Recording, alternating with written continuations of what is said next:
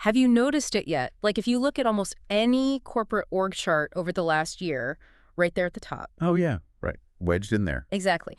Wedged somewhere between the CEO and the Chief Information Officer, there's this brand new, very shiny title just staring back at you. The Chief AI Officer. The Chief AI Officer. I mean, it seems like practically overnight, every major company decided they absolutely had to have one. It's been wild to watch. It really has.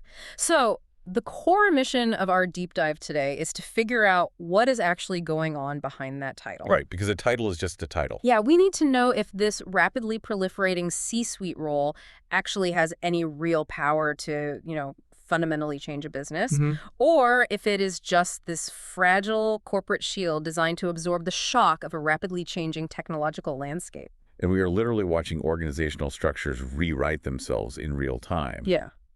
But a title on a piece of paper does not automatically translate to structural power within an enterprise. To really understand the gap between the title and the power, we have to look at who is doing the structural heavy lifting in the market right now. Okay, let's unpack this. Before we get into the raw data about the Chief AI Officer explosion, we need to establish where these insights are actually coming from. Yeah, setting the baseline. Right. So the research we are looking at comes from a briefing titled Chief AI Officer to Chief AI Decision Maker. And the insights come from an enterprise AI transformation firm headquartered in Amsterdam called the Agentics. And understanding their vantage point totally changes how you read the data. Right. Because the Agentics isn't just, a traditional consulting group handing out theoretical playbooks. Right. They aren't just giving advice. Exactly. They are the architects building these systems. They specifically specialize in agentic AI and multi-agent systems, or MAS. Which is a huge deal right now. It is. They are partnering with leaders across these highly complex sectors. I mean, we're talking CPG, retail, FMCG, D2C, automotive, healthcare, energy, manufacturing, logistics, and BFSI. Wow, that covers basically everything. It really does. Let's pause right there, though, because if we are going to talk about the executives in charge of this technology, we need to understand the technology itself. You mentioned agentic AI and multi-agent systems. Right. For someone listening right now who might be suffering from, AI jargon fatigue, what is the actual mechanism here? How is this different from the chat bot I use to summarize my emails? That is the critical distinction. Because a traditional generative AI model is just a passive tool. You ask it a question, it gives you an answer, and it stops. Like a search engine. Pretty much. Yeah. But agentic AI is an active, autonomous digital entity.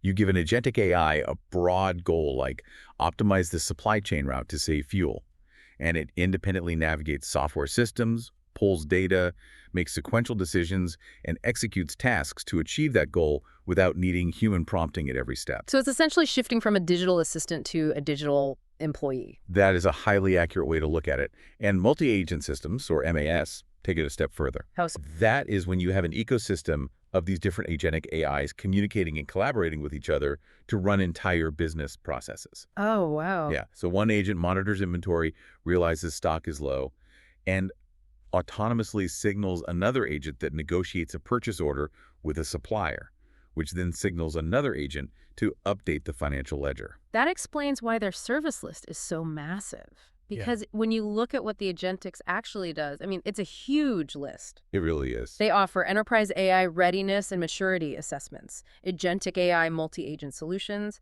agentic AI and ERP integration. Yeah, and enterprise AI transformation, AI ESG and sustainability, enterprise technology, plus value-added services. Right. It reveals this core thesis. They aren't treating AI as an IT initiative. If you are deploying autonomous digital employees that talk to each other across finance, logistics, and HR, you are talking about a structural overhaul of the entire company. Exactly. Their core philosophy is that they exist for one kind of leader, the ones who want AI that gives results, not AI that could give results. Big difference. Massive difference. They promise measurable ROI within 6 to 12 months, and they achieve this through their proprietary validation-first framework. How does that actually work in practice? Because promising a massive enterprise a return on an AI investment in 6 months sounds like a tall order in a landscape where most companies are still just playing around with pilot programs. Well, the validation-first framework basically flips the traditional tech adoption model upside down. Most companies buy an expensive AI software suite first, plug it in, and then try to figure out where the value is. Which usually doesn't end well. It rarely ends well. The agentics validates the business case Mm. and the data readiness before they write a single line of code or scale a system. Interesting. Yeah, they prove the financial logic in a highly targeted area, validate that the AI can actually execute the task autonomously, and only then do they scale it from a proof of concept to a global rollout. They integrate AI growth engines to optimize a tech ecosystem that improves autonomously. So they don't just strategize and sprinkle AI on top of an existing ecosystem. Exactly. They re-engineer the entire business stack to be AI native from the ground up. I see. It's like putting a racing spoiler on a rusty bicycle versus building an entirely new autonomous sports car. You can't just put autonomous vehicles on a crumbling road with broken stoplights and expect traffic to flow. You have to rebuild the infrastructure. That is a perfect analogy. Yeah. And that level of structural re-engineering requires a massive amount of corporate authority. Right, you're changing everything. You are ripping out legacy systems and changing how every department operates. Which brings us directly to the person who is supposedly wielding that authority, the Chief AI Officer. The shiny new title. Yes, because if building an AI-native company requires tearing the whole system down to the studs, the Agentics research naturally turns a highly critical eye toward the people hired to lead these initiatives. Let's talk about the raw speed of this trend, because the numbers and the data are staggering. In 2025, about 1 in 4 large organizations had a Chief AI Officer. By 2026, just 12 months later, that number jumped to 3 in 4. It's an explosion. It is. 75% of large organizations suddenly have this person sitting in the C-suite. And no C-suite role in the last decade has scaled this fast. Not even the Chief Data Officer or the Chief Digital Officer before that. That's incredible. It is. And this growth is validated by 3 independent surveys, all utilizing completely different methodologies, all pointing to this exact same massive, unprecedented velocity. Wait, if the role is growing that fast in just 12 months, are companies just panic hiring because of AI hype? Or is the actual authority of the role scaling at the same speed as the title? The data suggests it is largely the former. They are panic hiring. Yeah. And you are hitting on the vital distinction the source material makes. The appointment rate and the readiness rate are measuring 2 completely different things. Makes sense. You can appoint someone on a Tuesday afternoon. Getting the organization ready to actually yield structural power and budget to that person is a multi-year battle. Here's where it gets really interesting, because the stats in this report lay out the reality of that power gap. 3 in 4 Chief AI Officers are asked for their opinion. But just over 3 in 5 can actually direct spend. Right. The rest of them are sitting in executive meetings, giving their thoughts, but they don't hold the purse strings. What's fascinating here is that without budget authority, a Chief AI Officer basically just functions as an internal consultant. Yeah. They have a lofty title, they have a seat at the table, and they are fully able to advise the company on what they should do.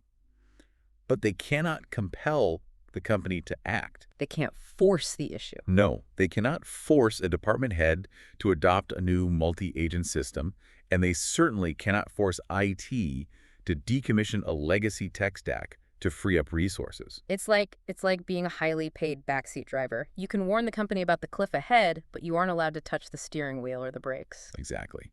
And the danger of that dynamic is the psychological comfort it creates for the wider executive team. What do you mean? Well, the CEO gets to look at the board and the shareholders and say, we have a Chief AI Officer. We are innovating. They get the optics of transformation. Ah, I see. But by withholding the budget and the structural control, they are severely handicapping the organization's ability to actually achieve the kind of measurable ROI that the validation-first framework demands.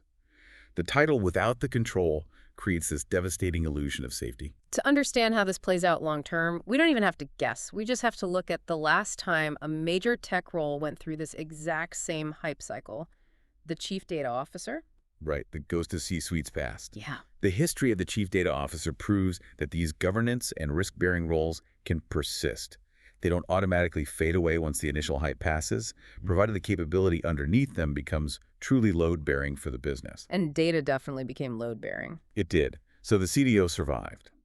But there is a very sobering point of comparison using Deloitte's 2025 Federal CDO survey. This stood out to me as well because the federal CDO function in the U.S. is legally mandated. It is literally backed by statutory law. It is a much stronger authority footing than almost any private sector CAIO has today. And yet, Even 6 years into this legally mandated role, the Deloitte survey found that data leaders are still struggling. Still. Still. They are still explicitly asking for clearer guidance on undefined boundaries. Like, where does the CDO's authority end? Where does the CIO's begin? And now, where does the CIIO fit in?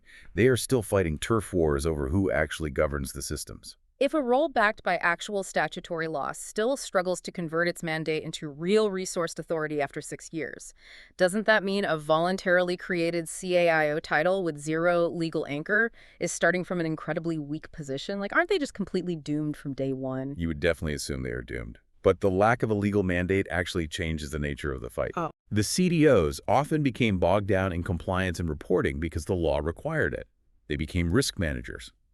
A CIIO without a legal anchor has the potential to be much more agile and deeply tied to profit and loss. Okay, that's a positive. It is, but only if they secure the budget we discussed earlier. Yeah. When they fail to secure that power, they don't just quietly fade away. The role mutates into something much more dangerous. The accountability sink. That phrase just jumped off the page when I read it. Let's dig into this failure mode. What actually happens when a CIO mandate just coordinates a few pilot programs but gives them no claim over role redesign, no authority over the data foundations, and no clear line on human accountability? This raises an important question. The role essentially becomes the designated scapegoat. Wow. Yeah, the chief AI officer becomes the name attached to the initiative when an autonomous system inevitably makes an error or an integration stalls. The report calls it being present in the org chart, absent from the P&L. They don't control the profit and loss, but they absorb all the blame. Exactly.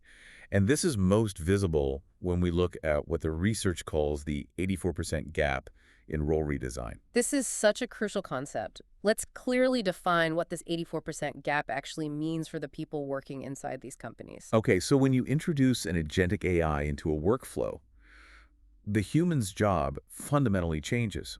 Think of a logistics manager whose daily job used to be calling trucking companies to negotiate freight rates. Right. Now, a multi-agent system does the calling and the negotiating autonomously. The logistics manager's new job is to audit the AI's negotiation parameters and manage the exceptions. Their job has shifted from doing the task to managing the AI doing the task. But the gap exists because the company buys the technology, but they don't actually change the human's job description or their performance metrics to match the new reality. Exactly that. The company expects a manager to work alongside the AI, but human resources is still grading that manager on the old metric of calls made per day. Which makes no sense anymore. None at all. So the manager, wanting to keep their job and their bonus, actively bypasses the AI to hit their old metrics. Oh, man. Yeah. The AI implementation fails not because the tech was bad, but because the human workflow wasn't redesigned. The 84% gap represents the vast majority of companies failing to redesign those human roles. And if you are the chief AI officer and you have no decision rights over HR and no authority to mandate that department heads change their KPIs, you can't fix that gap. You are powerless to stop it. You are designing a central nervous system, but you have no authority over the muscles it connects to. And when the body doesn't move, the CAIO gets fired. Which is why you, as a listener, really need to consider your own organization's AI governance. Look around your executive suite. Yeah, look at your own org chart. If you have a chief AI officer, are they empowered to fundamentally restructure department KPIs and workflows? Or are they just a highly visible target waiting to take the fall when the legacy culture inevitably rejects the new technology? It is literally like being named the captain of a sinking ship after it's already hit the iceberg. You didn't steer it into the ice, but you are going down with it. It's a grim reality for a lot of executives right now. It really is. So the natural pivot here is to look at the other side of the coin. If a weak CAIO becomes a scapegoat, what exactly does a successful, durable AI leader actually look like? What drives the measurable ROI that firms like the Agentics champion? The blueprint is very clear. Structure beats the label. The advantage isn't the title itself, it's what the title controls in the real world. The actual authority. Yes. The data shows that when a chief AI officer is wired into budget decisions, when they can direct spend, decommission legacy tech, and mandate role redesign, they produce measurably different dollar outcomes. And what does that look like, say, 3 years from now? What's the trajectory? The prediction is that durable CIOs will be fewer in total numbers across the market, but they will be much more senior. And most importantly, they will sit much closer to the actual operations of the business. So less advisory, more operational. Exactly. Governance won't just be a theoretical policy document that lawyers reference after something breaks. Governance becomes how decisions are actively made on the floor. It really mirrors the evolution of the early chief technology officers back in the late 90s. There is a quote in the research from Lula Mohanty, the managing partner at IBM Consulting, that I think captures this mindset perfectly. She says, "No one person should own AI. It has to be shepherded." If we connect this to the bigger picture, that, quote, completely redefines the purpose of the role. Owning AI implies a silo. Like it's just one department's problem. Right. It implies that AI is a separate software product sitting in a server rack somewhere. But shepherding AI implies deep integration. You are guiding a complex living capability across the entire landscape of the enterprise. So instead of being a solo artist trying to play every instrument yourself, you're acting as an orchestra conductor. You are shepherding the whole group, ensuring that the data team, the ops team, and the finance team all play the AI strategy in perfect harmony. That is exactly it. And returning to the philosophy of the agentics, that is the only way a validation-first framework succeeds. You need everyone on board. You cannot implement complex agentic AI across a global supply chain if the systems architect doesn't have the authority to tell operations how the data must flow. Authority is the absolute prerequisite for real transformation. This has been such a revealing journey through the data today. We started by looking at the core mission of firms like the Agentics, this intense focus on building true AI-native ecosystems that deliver actual measurable results in 6 to 12 months, rather than just theoretical hype. Right, moving past the sandbox. Exactly. And that focus led us directly into the staggering reality of a 75% adoption rate of the Chief AI Officer title in just 1 year. But beneath that explosive growth lies a perilous gap, defined by a severe lack of budget authority. The internal consultant trap. Exactly.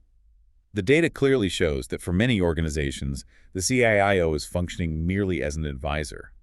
And without the power to direct spend and mandate structural role redesign, this shiny new position risks mutating into an accountability sink. Which brings it all right back to you. Whether you are prepping to walk into a boardroom meeting tomorrow, evaluating the tech stack at your own company, or just trying to navigate this massive shift in the modern economy, understanding the critical difference between being given advice and being given authority is everything. It is the difference between surviving the AI revolution and being consumed by it. So what does this all mean? It means we have to look past the organizational charts and look at the budgets. Power in a corporation is ultimately tracked by where the money flows and who gets to authorize the changes to the human workflow. And that leaves us with one final, slightly provocative puzzle to think about. If firms like the Agentics actually succeed in their mission, if they truly help re-engineer entire business stacks across all these industries to be completely AI native from the ground up, seamlessly integrating autonomous digital employees into every single workflow. The ultimate goal, yeah. Right. And if, as Lula Mohanty said, no one person should own AI, then what is the end game for the CAIO? Like, if AI truly becomes as invisible and foundational as electricity in the enterprise, maybe a chief AI officer's ultimate success actually means making their own isolated C-suite title completely obsolete. Maybe the best CIOs out there right now are the ones actively building a future where their seat at the table is no longer needed at all.